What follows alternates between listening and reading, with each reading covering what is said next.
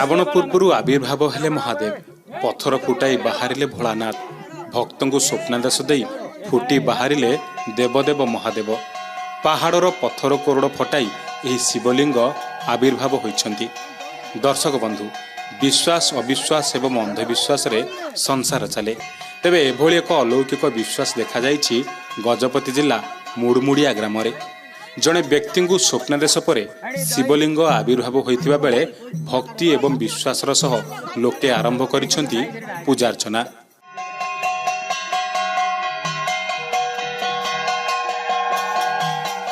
Mohana block मुड़मुड़िया ग्राम निकट रे थिबा रामाढ़ीमीरा पहाड़ रे महाप्रभु शिवशंकर एक शिवलिंग आविर्भाव होइछि।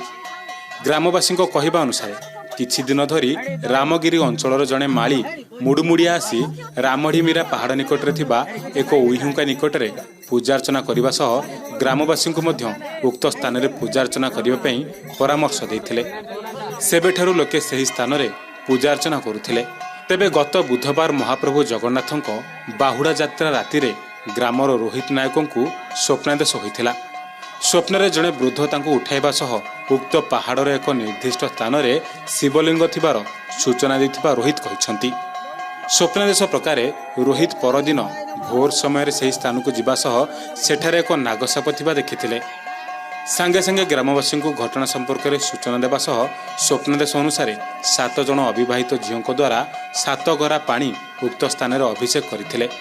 एहापर सेठारे वृषभ सदृश छोटिया शिला सह शिवंकर लिंग दृश्यमान होइथिला।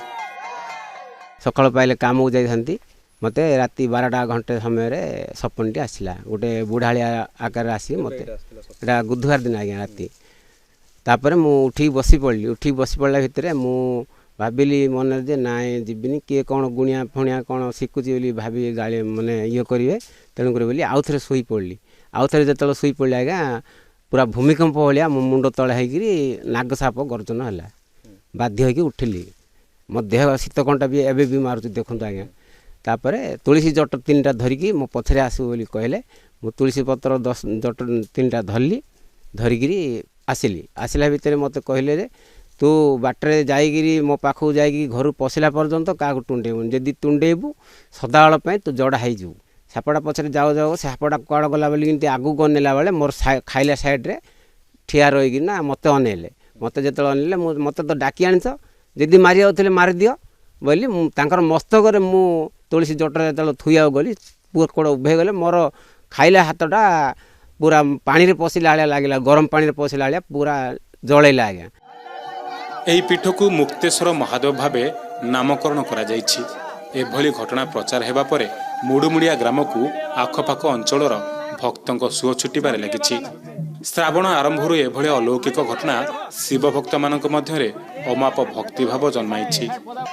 वैदिक रीति लिंगर पूजार्चना मध्य आरंभ होइछि।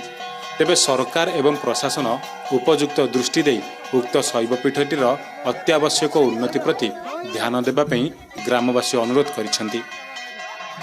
आज्ञा रामगिरी गोटे माली आसिक स्वप्न ये देखले ये बिलाटा को देखले आमको कहले तुम 2 टाइम दिन को 2 टाइम कौन सी झील पिला को ये आणवनी आउ आसिक धूप धूप देकी जीव तापर आम आसिक संध्या सका 2 टाइम गाधे विधि आसी धूप दीप देलु आम आसिक पूजा विधि कर किसी स्वप्न जना पड़नी बाहर लोक स्वप्न जही आमको कहले तुम सब जा पूजा विधि कर हाँ मुझे सब पूजा विधि कर स्वप्न हबार सी राति का कथबार्ता न कही से घर गला 7टा झील को 7 हांडी पानी धरिकी आसवाई निर्देश देला से नदी नहीं आसिले आसिक 7 हांडी पानी ढाले ता सांगे आमे भी अच्छु से कौन सी खोलाखोली संपूर्ण किसी ना आउ हाँ लिंग से बाहर मु भी साबल खोली आज्ञा सरकार को अनुरोध करूँ आम तो ये रास्ता घाटर सुविधा ना ये बाड़पदर टे बाड़वाला को कहबू रोड जदि आसला आम टे जगह टे छाड़ आ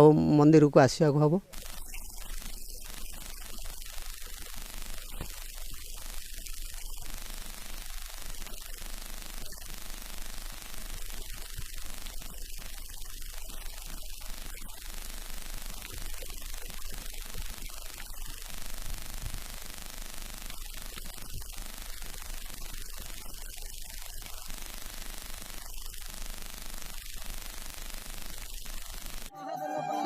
भक्तों सुरक्षा को दृष्टि रखी वर्तमान स्थानीय प्रशासन उक्त शैवपीठटी आनुषंगिक व्यवस्था करने अत्यंत आवश्यक हो पड़ी।